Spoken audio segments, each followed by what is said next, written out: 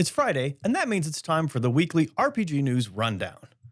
Legend of Vox Machina will return for a third season on October 3rd.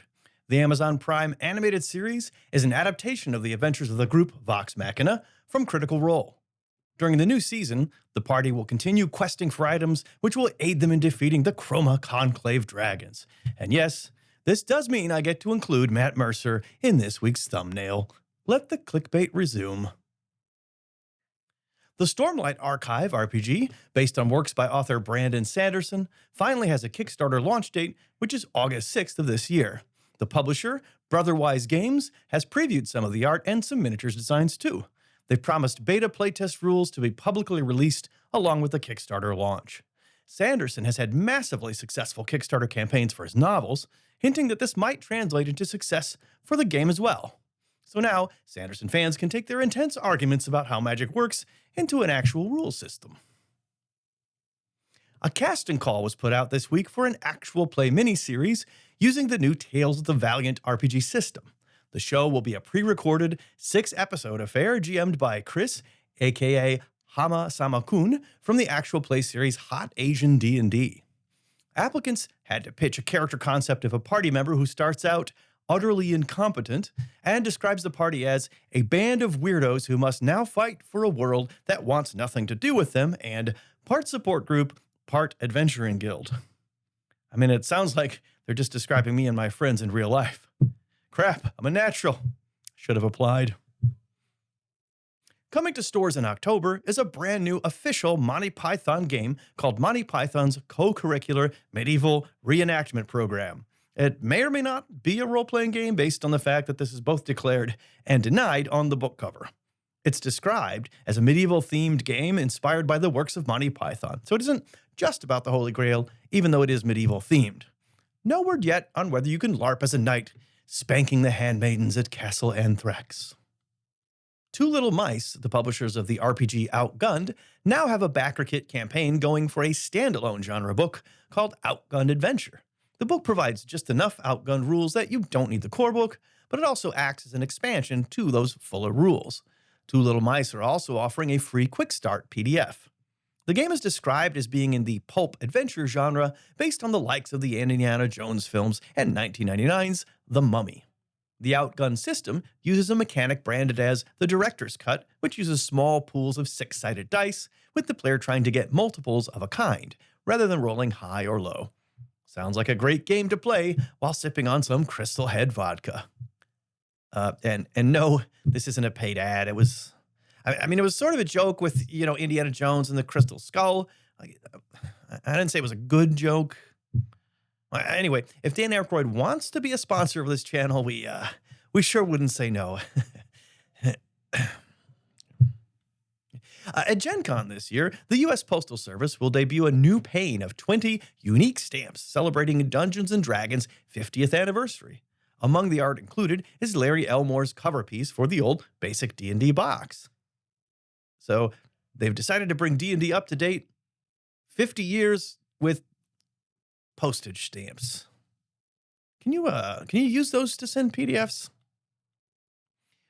D&D adventure book Quests from the Infinite Staircase is now out for pre-order. This book contains 6 adventures from first edition, reimagined and collected under one cover. The adventures are designed to be run either as one-shots or together as a campaign, and it's designed for character levels 1st to 13th. Wizards of the Coast revealed some details about one of the adventures in the book called Beyond the Crystal Cave, originally published in 1983. The original version took place in a very Fey-like plane, but is now formally set in the Feywild, which wasn't an established part of the D&D multiverse in 1983. It's a Romeo and Juliet type of story about a romance between 2 female characters. Wizard says that while there is a decent amount of combat in Crystal Cave, it focuses more on roleplay than your average D&D adventure. I'm definitely down for more Shakespeare-inspired D&D. I mean, just imagine Hamlet's father succeeding on his save against the poison and never dying. Thrilling. Out now from Chaosium is the 6th edition of its innovative fantasy RPG, Pendragon. Set in the mythological landscape of Britain under King Arthur, players portray knights tasked with living up to chivalric virtues while protecting the realm. Campaigns in Pendragon play out at a generational scale, with players portraying entire lineages of heirs over large spans of time, rather than just single characters in one character arc. No word yet, though, on whether you'll get to encounter Zoot and Dingo at Castle Anthrax. Review copies of the upcoming book, The Making of Original D&D, have revealed that an early draft of Dungeons & Dragons had, in addition to charisma, a straight-up attractiveness stat, or as many outlets this week dubbed it, the hotness stat. Strangely, the text itself described the appearance stat as seldom used and it can be ignored. But when it comes to earning gold, obviously those guys had never been to a bar on Saturday night or gotten tips as Chippendale dancers. And you also used to get experience points directly from treasure and gold, so, these dudes would wind up being formidable. Just saying.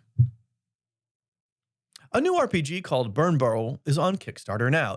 It'll come in a zine form and is titled after the fictional city that is its setting. It's described as the last main hub of humanity after the bombs dropped, and it's billed as a rules-light game with mechanics for losing and gaining memories. Characters try to stave off hopelessness against a backdrop of a sort of post-industrial world. So that kind of sounds like my social life on the weekends. Coming next month to Backerkit is Ion Heart, a solo RPG in which you play a mech pilot who is bonded with the AI core of their mech after the big war is over. The game includes a system to create your own custom mech, and play can involve combat or pure roleplay. So basically, you settle down and become buddies with your big guy, which kind of reminds me of the Iron Giant. Either in the film as the nice, peaceful metal guy, or like in Multiversus, where they had to remove him because he was so OP, I guess. Now out from Cubicle 7, it's Warhammer Fantasy Roleplay Supplement, The Corsairs of Captain Flariel. The book is full of pirate-themed antagonists, including lots of Dark Elf Corsair content, naturally. It's also got plenty of rules for how to die at the hands of pirates because, I'm told, Warhammer Fantasy players really enjoy having lots of interesting ways to die. As for me, I'll probably somehow die of chronic allergies, which is just way more boring. A new book for the 40K RPG, Wrath and Glory, will be coming in the fourth quarter, and it's called Threat Assessment, Demons and Heretics, and will include a system for creating your very own chaos cult. I tried that on my own a few years ago, and now I'm in trouble for tax fraud. On September 18th, Goodman Games will release their Yearbook number 11. This publication has content for Dungeon Crawl Classics and 5th Edition Fantasy. It'll also have essays and articles about Goodman's participation at conventions and some interviews. If you're wondering what 5th Edition Fantasy means, it's a way of saying that the material is compatible with the 5e SRD, but they don't have the rights to use the D&D brand or anything else outside of the SRD. Also, presumably, if any characters' lips are dry, they're just applying a popular lip balm, and if they sneeze in the adventure, they use facial tissue. And that's the second sneeze-related joke I've made in this video. That's odd. Yet another D&D-like tabletop fantasy RPG is coming, this one claiming to be innovating on the best parts of 5e and Pathfinder. It's called DC20, and its Kickstarter campaign has gone past $1 million in funding already. In particular, the action economy has been designed around spending action points, which the creator says makes actions in combat more customizable and dynamic. Spellcasting is a bit simpler in this game too, with universal spell points rather than leveled spell slots. The success of this game's campaign shows there's a real appetite for new takes on classic D20 fantasy games, as it joins several others blossoming in the wake of the OGL scandal. I wish my personal scandals were as creatively productive. So far, it's just involved embarrassing social media posts. Well, that's this week's news. I'm Dave, and thanks for watching.